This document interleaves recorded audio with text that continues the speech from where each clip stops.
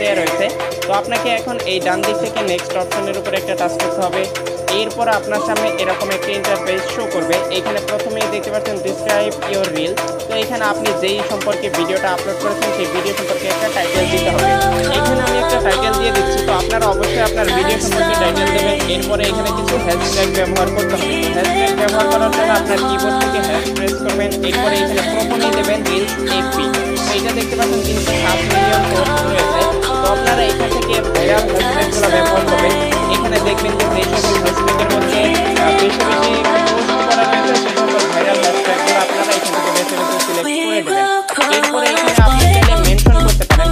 তো এখানে মেনশন নামে একটা অপশন দেখতে পাচ্ছেন। এই অপশনটা আপনার ক্ষেত্রে নাও থাকতে পারে। তো এখানে যদি মেনশন অপশনটা না থাকে তাহলে আপনি কিবোর্ড থেকে এই @ এই অপশনটা টাইপ করবেন।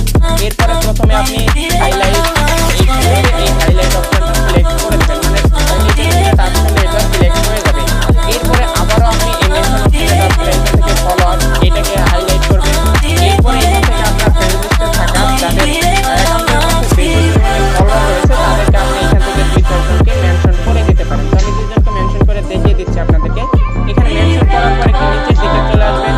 এরপরে এখানে দেখতে পাচ্ছেন এই পাবলিক পোস্ট, এটা পাবলিক করাই থাকবে। এটা আপনারা পাবলিক না থাকলে এটা পাবলিক করে দেবেন। এরপরে নিচে দেখতে পাচ্ছেন লোকেশন। তো এইখান থেকে এই লোকেশন অপশনের উপরে একটা ট্যাপ